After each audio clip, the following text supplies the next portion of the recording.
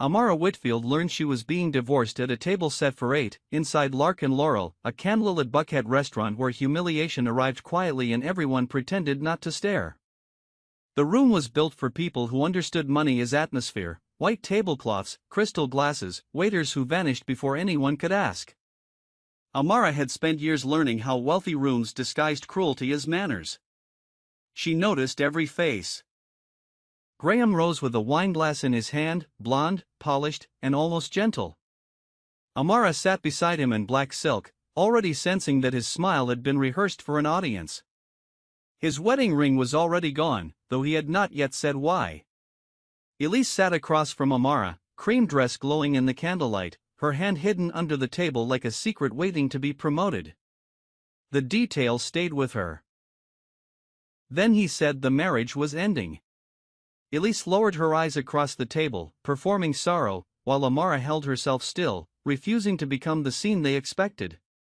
Graham called it respect. He called it two people wanting different things. But every polished sentence was really a knife wrapped in linen, and Elise's tears were too beautifully timed to be grief. Her stillness was collecting evidence. Elise reached for Graham's hand in plain view. Amara saw the gesture, saw the betrayal made official, and kept her own pearl bracelet hand resting beside the folded napkin. That small touch explained months of hotel charges, guarded phones, cancelled plans, and the instinct Amara had kept pushing down because betrayal from a best friend felt too ugly to name too early. The bracelet felt like witness. Amara stood without begging, without accusation, without giving Graham or Elise the tears they had prepared for. She walked through the restaurant as if leaving had always been her decision. Graham's family expected a collapse. Elise expected accusation. Amara gave them neither. The silence she carried out of the restaurant was not weakness, it was the first clean page of the record. The old life was ending. Outside at the valet stand, the night air hit her hard. Only there, away from candles and witnesses, did her breath sharpen enough to hurt. The valet asked if she was all right, and Amara said yes because strangers deserved simpler answers than the truth. Behind her, the restaurant kept glowing as if nothing sacred had been broken. Nothing felt accidental anymore. She drove home alone through Atlanta traffic, city lights sliding across the windshield, every mile carrying her farther from the marriage she thought she understood. Atlanta moved around her in red taillights and glass reflections. She thought of the miscarriages Elise had comforted her through, and of Graham's voice saying Friday like eviction was generosity. She refused to surrender. The Tuxedo Park house waited with white brick, black shutters, and warm windows. Graham had called it his house. Amara looked at it and understood that ownership was not the same as power. It had taken Amara 8 years to make that house feel warm, curtains chosen carefully, dinners hosted kindly, rooms softened by flowers and books. Now every lamp looked staged for someone else's arrival. Her answer was already forming. Inside the foyer, she placed her key on the marble console. The house was beautiful, but suddenly cold, and the wedding portrait behind her felt like evidence from another life. She did not shatter the portrait or throw his suits into the driveway. Her grandmother had taught her that when a man starts speaking in paperwork, a woman should answer in records. Calm became her discipline. Amara changed into old casual clothes and opened the gray steel lockbox hidden in her closet. Inside were statements, tax records, photographs, drives, and the beginning of her answer. She had built the lockbox after the first strange charge, not because she wanted to catch him, but because she needed proof that her instincts were not inventions of insecurity. Something precise had begun. The first hotel receipt had come from Charleston when Graham claimed to be in Denver. Amara laid it beside the laptop and began organizing what Payne had already noticed. There were spa charges, florist invoices, and a condo address she had never heard Graham mention. The facts did not scream, they lined up quietly, which somehow made them worse. She noticed every face. In memory, Graham turned his phone face down whenever she entered the room. Back then, Amara had questioned herself. Now she understood that patterns had been speaking first. He had smiled too quickly when she asked simple questions. He had stepped into hallways to take calls. Amara remembered every tiny dismissal now, each one newly translated into evidence. The details stayed with her. At 2:14 in the morning, she opened the spreadsheet she had hidden under an ordinary name and entered the restaurant announcement, date, witnesses, exact words, eviction demand by Friday. She typed with a steadiness that frightened her. The spreadsheet did not care about humiliation or heartbreak, it only wanted dates, names, amounts, and exact language. Her stillness was collecting evidence. Then she called Dr. Vivian Cross, her godmother, retired corporate lawyer, and the only woman Graham had never been able to charm. Vivian answered on the second ring, as if some part of her had been waiting for disaster to become specific. She listened without interruption, which made Amara feel less alone. The bracelet felt like witness. Before sunrise, Vivian opened the brownstone door in a burgundy robe and pulled Amara inside. She did not ask for gossip. She asked for documents. Vivian had made arrogant executives regret adjectives in depositions for 30 years. When she told Amara to pack what mattered and come before sunrise, Amara obeyed. The old life was ending.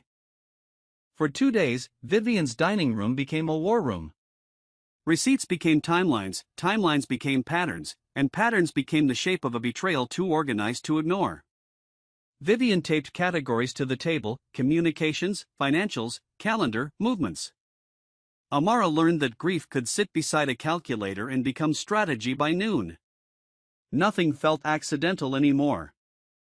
Peter Caldwell, a forensic accountant, arrived with glasses, rolled sleeves, and a quiet appetite for numbers. He reviewed the accounts while Amara watched every transaction become a sentence. Peter did not dramatize the discovery.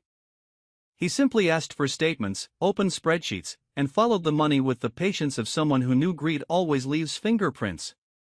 She refused to surrender. Ruth Danvers, the private investigator, brought condo photographs and movement logs. The affair was no longer rumor. It had an address, dates, and a paper trail. Ruth's photographs showed a clean building lobby, a parking entrance, and timestamps that made Graham's business trips collapse into lies. Elisa's car appeared more than once. Her answer was already forming. Then Charles Halloway and Beatrice Vance arrived with leather folders. Their formality changed the air in Vivian's dining room, as if the truth had entered wearing a suit. Charles was formal, almost apologetic. Beatrice was not.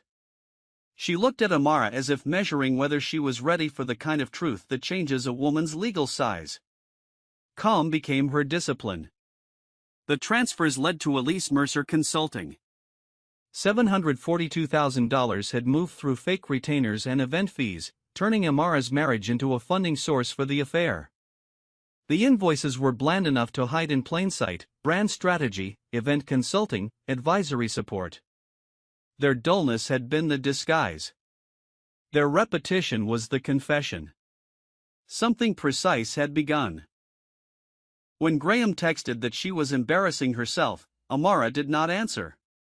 Vivian told her to put it in the file, so the insult became evidence too. The words on the phone were meant to make Amara feel small. Instead, they became one more exhibit showing Graham's confidence, his contempt, and his belief that she would stay disorganized. She noticed every face. Beatrice opened the first leather folder and explained that Lucille Whitfield had left instructions. Amara's grandmother had been far more than the school principal everyone thought she was. Beatrice explained that Lucille's instructions had been sealed for years. The trust was not romantic, and it was not simple. It was a delayed succession built by a woman who trusted preparation more than luck. The details stayed with her. In Amara's memory, Lucille sat at a kitchen table teaching numbers with coupons and patience. She had always said quiet did not mean small. Lucille had driven an old Buick, clipped coupons, and taught multiplication at a scarred kitchen table. Nothing about her daily life had suggested towers, warehouses, and private boards. Her stillness was collecting evidence. Now the hidden truth landed: Lucille had controlled Whitfield Meridian Holdings, a private real estate empire valued at approximately $10 billion. Amara almost laughed because the number was too large for the room. 10 billion sounded fictional, but Beatrice's voice did not leave space for fantasy. The bracelet felt like witness. The succession trigger had activated because Graham demanded divorce, abandonment, and control. The same cruelty meant to shrink Amara had opened the legal door Lucille built. Lucille had required education, clean conduct, age, and severance from undue marital influence. Graham's public cruelty, meant to remove Amara, had satisfied the final condition. The old life was ending. Friday morning, Amara rode toward Midtown in a Blacktown car beside Beatrice. She was not going to beg for a house. She was going to claim a company. The city looked different from the back seat. Every building seemed to ask what else had been hidden in plain sight, and Beatrice sat beside her like the answer had always had an appointment. Nothing felt accidental anymore. Meridian Tower rose in glass and limestone, a building Amara had passed for years without knowing her bloodline stood behind it. Employees crossed the lobby with badges and coffee, unaware that the woman entering quietly was not a visitor. Amara watched them and felt the weight of becoming responsible for strangers. She refused to surrender. In the boardroom, 8 directors waited around a walnut table. At the head sat an empty chair, and Beatrice touched Amara's arm. The chair was hers. The directors had expected perhaps a beneficiary to manage. They had not expected a woman arriving from betrayal with evidence in one hand and Lucille Whitfield's will in the other. Her answer was already forming. Amara sat at the head of the table while mostly older white directors watched. The restaurant had taken a chair from her life. This room returned one with interest. She thought of Graham pulling her chair out from under her future at dinner. Then she placed both hands on the walnut table and let the room adjust to the new fact of her. Calm became her discipline. The documents were read, votes were taken, and Amara signed. Power did not arrive with music. It arrived in ink, clauses, and the scratch of a pen. Charles read every clause with dry precision. The directors voted because the documents gave them no legal path around her. The empire moved without shouting. Something precise had begun. As Madam Chair, Amara asked first for a full audit of contracts, consulting agreements, vendor payments, and conflicts across the entire portfolio. She did not begin with revenge. She began with governance, because Lucille had not built $10 billion so her granddaughter could confuse pain with leadership. She noticed every face. When an older director suggested silence would look like continuity, Amara corrected him. Values could continue. Fear of facts would not. The director's smile faded when he realized she understood the difference between reputation management and truth. Amara's voice stayed calm, which made the correction land harder. The details stayed with her. In the mirrored elevator, Beatrice said Lucille would have enjoyed that moment. Amara looked at her reflection and saw someone wounded, tired, and awake. The elevator doors closed on the boardroom's silence. For the first time since the restaurant, Amara was alone with a reflection that did not look abandoned. Her stillness was collecting evidence. That afternoon, Graham came to Vivian's brownstone wearing a charcoal coat and the expression of a man prepared to be reasonable with someone beneath him. He had brought a folder like a prop, as if paper in his hand could still control the woman whose legal position had changed before he even understood the ground. The bracelet felt like witness. Amara opened the door but did not invite him inside. She had moved out by Friday, exactly as requested, but not in the way he imagined. Graham said Vivian was filling her head with nonsense. Amara recognized the tactic immediately: separate the woman from her witnesses, then call her memory unstable. The old life was ending. Elise stepped from the car in sunglasses, suddenly less confident than she had looked under candlelight. Betrayal was easier before invoices were attached. Elise's sunglasses could not hide her fear. The affair had been glamorous when it lived in hotels and messages, it looked cheaper on a public sidewalk. Nothing felt accidental anymore. Amara named Charleston, Savannah, the condo, Elise Mercer Consulting, and the diverted funds. Then she told them both to retain separate counsel. Graham's color drained at the dollar amount.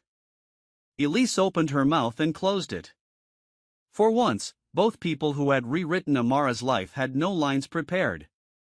She refused to surrender. On Monday, the press release went live. Whitfield Meridian Holdings announced Amara as chair and controlling beneficiary, and Atlanta learned the name Graham had underestimated. By mid-morning, phones rang in offices where Graham had once introduced Amara as if she were decorative. The market did not know the marriage, but it understood valuation. Her answer was already forming. Graham saw the news from his glass-walled office and called again and again. For the first time, his charm had no door to walk through. He called because he had no script for a wife who became more powerful after being discarded. His panic was not love, it was the sound of leverage leaving the room. Calm became her discipline. Elise deleted her White Roses post before noon. New beginnings looked different when subpoenas were coming toward the florist table. The White Roses had been captioned like courage only hours before. Elise removed the post because the internet preserves confidence poorly when lawyers begin asking questions. Something precise had begun. Amara sat in her new office with the city below and Lucille's photograph nearby. The empire was real, and so was the responsibility. Lucille's photograph showed her cutting a school ribbon decades earlier, pearl bracelet bright at her wrist. Amara realized her grandmother had been building in public and hiding in plain sight. She noticed every face. When Graham texted that they needed to talk, Amara replied once, he could speak through counsel. Then she blocked his number. The block was not dramatic. It was administrative. Amara had learned that closure sometimes looks like selecting a contact, confirming a boundary, and returning to work. The details stayed with her. Beatrice and Charles prepared subpoenas for Elise's consulting company. The divorce had become a legal matter with teeth. The legal team moved with practiced efficiency. Folders were labeled, timelines matched to invoices, and Elise's soft explanations began turning into discoverable materials. Her stillness was collecting evidence. Peter Caldwell traced the emails and transfers. People who think they are clever often write down their cleverness and call it business. Emails surfaced because arrogance loves a written trail. Graham had approved what he should have questioned, and Elise had invoiced what she should have feared. The bracelet felt like witness. Graham sent flowers to Meridian Tower. Amara donated them to the children's hospital across the street and returned to work. The flowers were beautiful and useless. Amara refused to let apology enter the building disguised as fragrance, then returned to contracts that affected real lives. The old life was ending. He also sent a handwritten apology. Amara's attorney scanned it into the file, because nostalgia was still documentation when it arrived from a defendant. The letter mentioned early years, favorite songs, and mistakes. It did not mention the money. That omission told Amara more than the apology itself.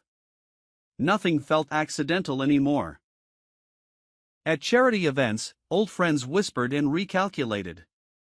Some people believed Graham until the first fraud motion filed, then invitations began changing direction. The same people who had watched her humiliation politely now watched her power carefully. Society did not become kinder overnight, it became better informed. She refused to surrender. Elise came to Meridian Tower crying, calling herself Amara's sister in everything but blood. Security waited while Amara stayed upstairs. Security's voice was neutral on the phone. Elise's language was not. Sisterhood, Amara knew now, was not measured by tears in a lobby. Her answer was already forming. Amara looked over Atlanta and refused the meeting. Sisters did not invoice marriages, and boundaries did not require a performance. She did not need to punish Elise with a scene. Refusing access was cleaner. The woman who had entered Amara's marriage would not enter her office. Calm became her discipline. The work became larger than revenge. Amara reviewed property maps, contracts, towers, warehouses, senior housing, and neighborhoods tied to decisions made above the clouds. Whitfield Meridian was not a treasure chest. It was a machine of thousands of doors, and behind each door were tenants, contracts, employees, debts, repairs, and choices. Something precise had begun. At Magnolia Court, she ignored the welcome display and walked into the older building where residents had been waiting too long for repairs. The manager had prepared balloons and a welcome smile. Amara walked past both because staged gratitude was less urgent than the stairwell smell of old water. She noticed every face. Mrs. Alvarez showed her a ceiling stained with water. Amara touched the damp wall and understood that inherited power meant nothing if tenants still lived under neglect.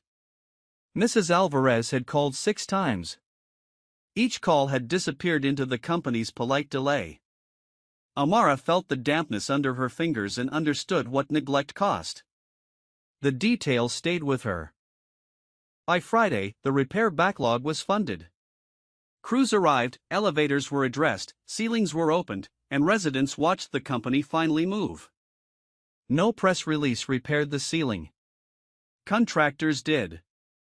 Budget approvals did. A chair's power became meaningful only when it moved faster than excuses. Her stillness was collecting evidence. 3 managers left with boxes after treating tenant complaints like background noise. Amara took no pleasure in it. She took responsibility. The departures sent a message through the company: tenant complaints were no longer soft data. They were operating facts, and facts now reached the chair's office. The bracelet felt like witness. Whitfield Meridian announced a tenant response guarantee. Business magazines called it bold. Amara called it overdue. Reporters praised the announcement as innovative.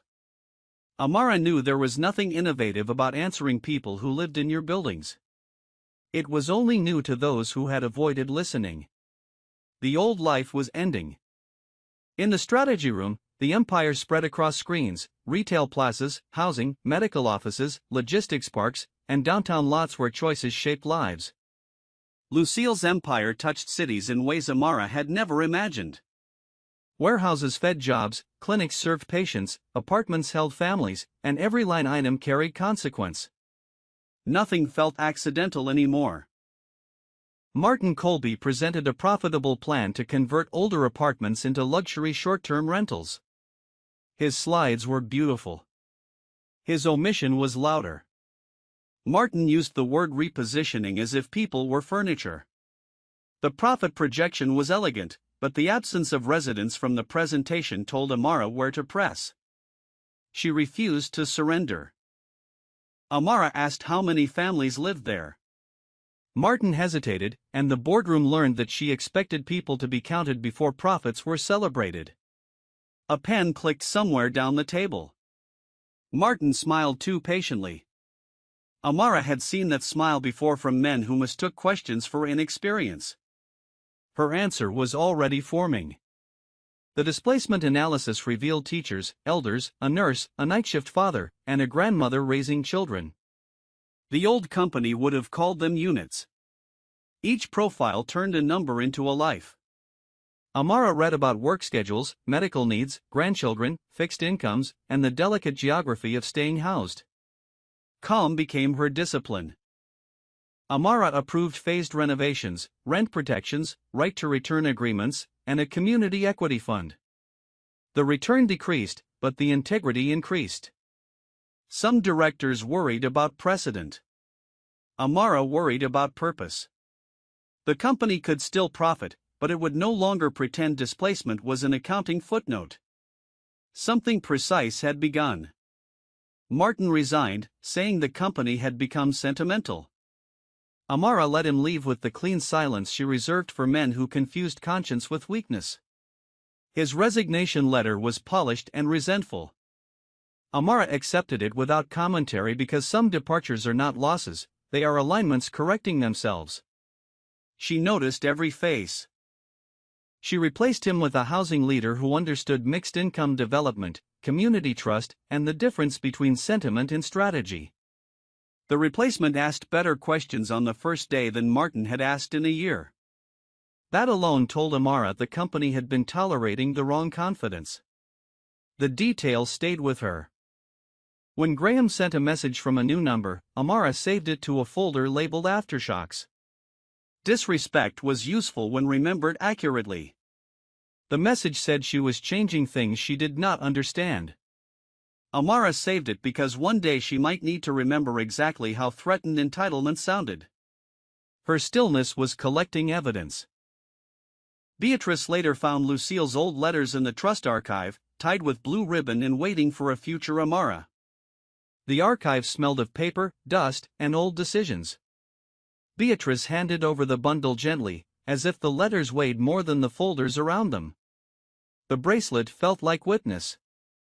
At night, Amara read Lucille's words in her office while the city reflected in the glass. The letters explained protection, delay, and love. Lucille's handwriting leaned right, impatient and elegant. She had written not to a child, but to the woman Amara would become after the world tried her. The old life was ending. One letter broke her open. Lucille had wanted to give her every key, but loved her more than she trusted the world around her. Amara cried for the secret itself. Protection had saved her, but it had also left her lonely in rooms where the truth might have comforted her. Nothing felt accidental anymore. The next morning, Amara rejected a predatory deal Graham's firm had quietly helped structure. The terms were legal. They were also wrong. The room went still when she said no. People expected legal to mean acceptable. Amara had learned that legality could be a floor, not a conscience. She refused to surrender. Vivian warned her over tea not to let applause become another husband. Amara laughed, but she understood the wisdom inside the terrible sentence. Vivian's warnings often sounded ridiculous until they saved you. Applause, she said, could become another form of control if Amara started needing it too much. Her answer was already forming. Denise, Amara's mother, arrived from Maryland with a retired nurse's soft hands and sharp instincts, hugging her daughter inside the office Lucille had made possible. Denise studied the press release and shook her head at Lucille's secrecy. Then she hugged Amara like no valuation could make her less somebody's daughter. Calm became her discipline. Mother and daughter laughed through tears while folding towels, grieving the secret and celebrating the survival neither of them had known was already funded. They laughed about coupons, secrets, and the absurdity of inheritance arriving through heartbreak. For once, Amara's tears did not feel like losing. Something precise had begun. 8 months later, Amara arrived at court in a tailored black suit beside Beatrice. Graham stood apart, thinner, less certain, and no longer in control. Reporters outside wanted spectacle. Amara wanted completion. She walked past cameras with the pearl bracelet at her wrist and the file complete beside her.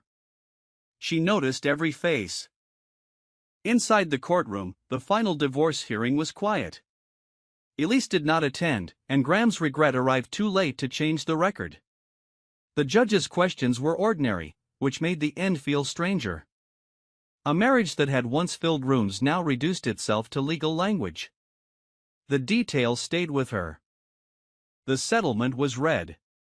Graham repaid diverted funds with penalties and relinquished claims he once insisted were his. Graham's hand hesitated over the page. Amara's did not.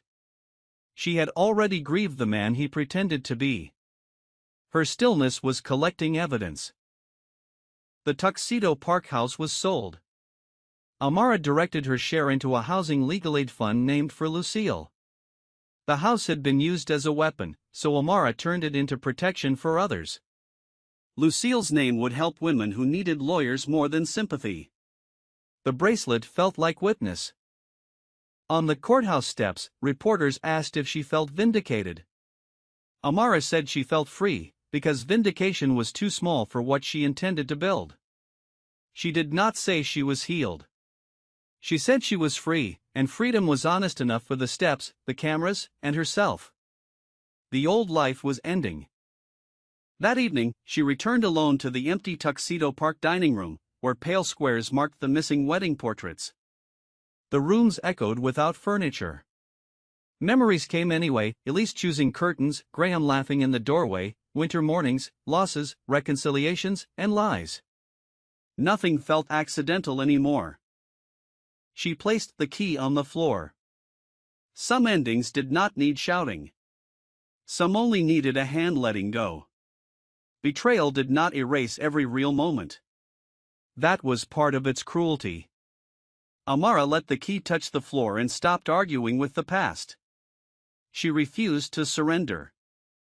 Amara walked out at dusk without looking back. The house had been part of her life, but it would not be the shape of her future. Outside, dusk softened the hedges and windows. Amara did not need to hate the house to leave it. She only needed to keep walking.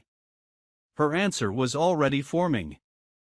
1 year later, Meridian Tower glowed for the Lucille Whitfield Fellowship Gala, a celebration of women preparing to build cities, contracts, and futures. The tower's lights rose against the night like a promise made visible. Lucille's name now opened doors for women who would build with both ambition and memory. Calm became her discipline. Inside the ballroom, scholarship recipients, tenants, developers, journalists, and executives gathered. Amara stood near the stage in emerald green, the pearl bracelet bright on her wrist. The room understood wealth differently that night. It was not only champagne and gowns, it was scholarships, repaired ceilings, legal aid, and power redistributed with intention. Something precise had begun. Vivian and Denise sat in the front row, proud enough to cry before the speech even began. Vivian had carried Amara through the first morning. Denise had carried the older kind of love. Seeing them together made the victory feel less lonely. She noticed every face. Beatrice stood near the stage with a leather folder, because in her world celebration and documentation should never be too far apart. Beatrice's folder made Amara smile. Even celebration had a paper trail, and after everything, Amara found that oddly comforting. The details stayed with her. Amara stepped to the microphone and spoke of Lucille, ownership, stewardship, and the women who build without waiting for permission. She did not tell the audience a fairy tale. She told them money had given survival a larger address, but discipline had found the door. Her stillness was collecting evidence. The fellows listened with hope, seeing in Amara not a lucky divorcee, but a builder with memory and a future large enough to share. Some of the fellows were already crying. They recognized the message, noticed the leak, read the contract, question the budget, and stop asking permission to understand power. The bracelet felt like witness. Amara told the room that money had not saved her. Records, community, discipline, and women who taught her to see the truth had saved her. Her voice slowed on the final lines. Let them underestimate your silence, she told them. Then answer in records, strategy, community, and work excellent enough to change the skyline. The old life was ending. The audience rose in applause, Vivian first, then Denise, then the fellows, then the whole ballroom standing for the woman Graham tried to discard. The applause rose like weather. It did not erase what happened at Lark and Laurel, but it proved that the restaurant had not been the final room. Nothing felt accidental anymore. At the back of the room, Graham stood near a column, uninvited and smaller than memory, while security moved toward him. He had once given her 5 days to disappear. Now he had to watch a room rise for the woman he had tried to reduce. She refused to surrender. Amara saw him for one suspended second, then turned away from the man who had given her 5 days to disappear. She did not wave or frown. Graham no longer deserved a performance, not even a victorious one. Her future was facing the other direction. Her answer was already forming.